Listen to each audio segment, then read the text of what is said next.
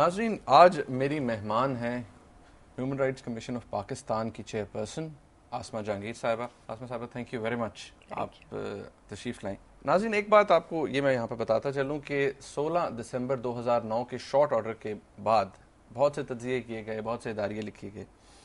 آسمہ جہانگیر صاحبہ ایک بہت ایمیننٹ لائر ہیں اور شی از known for her expertise.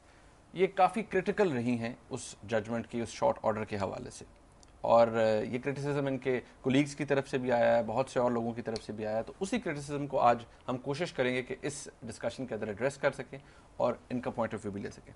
Asma صاحبہ، سب سے پہلے before we actually get on to this discussion, judiciary in general restoration کے وقت آپ نے آنسو گیس بھی کھائی، آپ نے لاٹھیاں بھی کھائیں، آپ نے سفر کیا. آپ کو کیا لگتا ہے کہ ریسٹوریشن کے بعد آپ مطمئن ہیں اس جوڈیشری کی، ہمارے ملک کی اس وقت کی جوڈیشری کی پرفارمنس سے؟ نئی جوڈیشل پالیسی بھی آئی، اس کی پرفارمنس ٹھیک رہی ہے؟ دیکھیں، یہ پورے پرفارمنس سے تو انسان نہیں کوئی تجزیہ کر سکتا، لیکن یہ ضرور ہے کہ جب آپ انڈیپینڈنس آف جوڈیشری کی بات کرتے ہیں اس میں بہت سارے اصول ہوتے ہیں. میرا خیال ہے کہ ان اصولوں پہ ابھی تک ہماری عدلیہ نہیں اتری ہے، اور اس میں ایک اصول یہ بھی ہوتا ہے کہ ہر جج جو ہے وہ اپنا انڈیپینڈنٹ مائنڈ یوز کرتا ہے.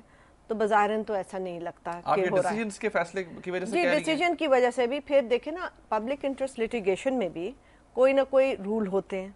جیسے جو ماہرین لوگ ہیں انہوں نے جو کتابیں لکھی، انہوں نے کہا کہ اس کو انرولی ہارس نہیں بنانا چاہیے. انہوں نے کہا یہ public interest litigation activism of court ہے، ناٹ ایڈونچرزم آف کورٹ. اس کا مطلب ہے اس کے پیرامیٹرز ہونے چاہیے. یعنی کہ جب بھی آپ کوئی چیز لیں تو اس میں یہ دکھانا پڑتا ہے ججوں کو کہ کون سے قانون کے تحت لی، کیوں لی، اس کی سلیکشن کیوں کی، باقی اس نوعیت کے کیسز کی سلیکشن کیوں نہ ہوئی. مطلب آپ کہتی ہیں ریزننگ دینی چاہیے، ریزننگ پراپر ہونی چاہیے. دوسرا یہ کہ جو سو موٹو ہے وہ تو بڑی ہی کوئی شادر نادر وقت ججز استعمال کرتے ہیں. سو موٹو تو ایسے نہیں کہ آپ اٹھے اور آپ کو خیال آ گیا کہ یہ چیز غلط ہو رہی ہے. بیکاز آفٹر آل اگر ججز ایگزیکٹو کا کام یا لیجسلیچر کا کام کرنا شروع کریں گے تو پھر اپنا کام سے ان کی ایک نگاہ ہٹ جائے گی. یہ تو نہیں کہ ہماری جوڈیشری میں اتنی مصیبتیں نہیں ہیں کہ اسی کو ہم سمیٹیں. آسمہ صاحب، آپ یہاں پر یہ بات کریں تو پھر یہ اگر ایگزیکٹو اپنے کسی کام کے اندر فالٹر کرتا ہے، نہیں صحیح طرح سے پرفارم کر رہا، لوگ سفر کر رہے ہیں. آپ دیکھیے ہمارے ملک کے اندر کرائسس ہوئے، اب آپ یہ سمجھتی ہیں کہ سو موٹو ایکشن لے لینا شوگر کرائسس کے اوپر، الیکٹریسٹی کے اوپر، پیٹرولیم پروڈکٹس کی پرائس کے اوپر، یہ غلط ہے، نہیں کرنا چاہیے؟ دیکھیں، میں تو غلط سمجھتی ہوں، مگر میں آپ سے یہ کہہ رہی ہوں کہ میں ایک ایک کیس میں نہیں جانا چاہتی. مگر سو موٹو لیا ہے تو مجھے ایک وکیل کی حیثیت سے یا ایک سٹیزن کی حیثیت سے یہ پتا ہونا چاہیے کہ اس میں کوئی خاص کیا بات تھی جو لی گئی ہے. دیکھیں، ججمنٹ ہوتی ہے ریزننگ کے ساتھ، گٹ فیلنگ کے ساتھ نہیں ہوتی ہے. دوسرا یہی ایک اگر کوئی مثال پہلے دے دیتا اس جوڈیشری کے بحال ہونے سے پہلے، جبکہ اس جوڈیشری نے خود مانا کہ ماضی میں یہ جوڈیشری بہت کنٹروورشل رہی، تو کوئی اگر یہ ہمیں دلائل دے کہ وہ جوڈیشری کام نہیں کر رہی تھی اس لیے ایگزیکٹو نے کہا کہ ہم ہی جوڈیشری کا کام کر لیں، تو یہ غلط ہوگا. ورنہ یہ جو معاشرے ہیں جس کو آپ ممبر سٹیٹس کہتے ہیں، جو ملک بنتے ہیں، وہ اس طریقے سے نہیں چلتے ہیں.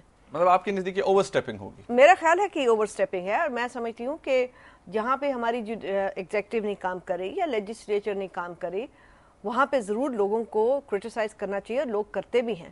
اب دیکھیں کس طریقے سے لوگ ہر ایک کو برا بھلا اوپنلی کہتے ہیں، اور کرنا چاہیے.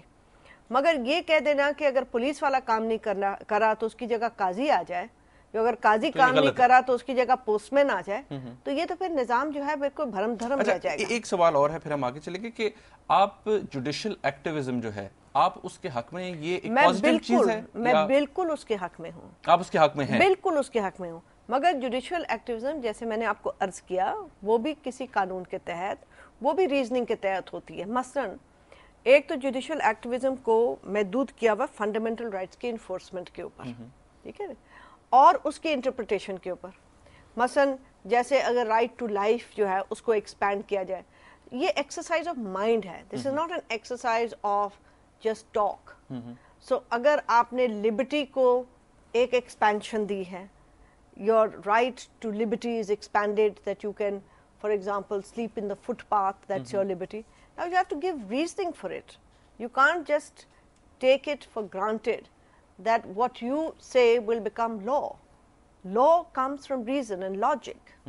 And ये हमारी, मैं समझती हूँ, बहुत बड़ी हर जज के और हर जुडिशरी के ऊपर ये रिस्पॉन्सिबिलिटी है, एक्सरसाइज ऑफ माइंड. अच्छा, अब I can't actually stop my self कि हम उस जजमेंट के ऊपर जाएं और आपके ऑब्जर्वेशन जो हैं. सबसे पहले आपने अपने जो रिसेंटली आपने एक आर्टिकल लिखा और 19 दिसंबर को डॉन में आया, आपने कहा कि एक अनदर एस्पेक्ट है जजमेंट का. उसके अंदर आपका जो पहला पॉइंट था वो ये था कि ये it will have wider political implications. आसमा साहब, जब उस केस का जो आप कहें सब्सटेंस है, सब्जेक्ट मैटर है, वो ऐसा है कि उससे बहुत से पॉलिटिशियंस को बेनिफिट हो रहा था, जिस भी तरीके से, मैं उसकी डिटेल में नहीं जाता, तो पॉलिटिकल इम्प्लीकेशंस तो फैसला जैसा भी आता उसकी तो होनी थी. नहीं, देखें, फैसला अगर कोई ऐसा आए जो कि एक मयार के ऊपर हो, उसके ऊपर पॉलिटिकल इम्प्लीकेशंस हों, तो अलग चीज़ है. मगर एक फैसला, एक चीज़, मसलन जो मैं क्यों लिखा ये और मेरे जहन में क्या था कि अगर आप इस नोशन को स्ट्राइक डाउन करते हैं कि एमनेस्टी पर से गलत चीज़ है,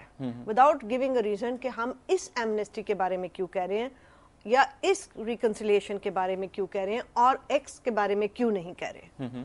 क्योंकि अगर आप नेशनल रिकन्सिलिएशन ऑर्डर पढ़ें तो उसकी इम्प्लीमेंटेशन में तो आपको 100 बीमारियां नज़र आ सकती हैं, मगर इसके ऊपर एक आर्ग्यूमेंट हो सकती है कि आया सियासी बुनियाद के लोगों के ऊपर इस पाकिस्तान में केसेस बने या नहीं बने.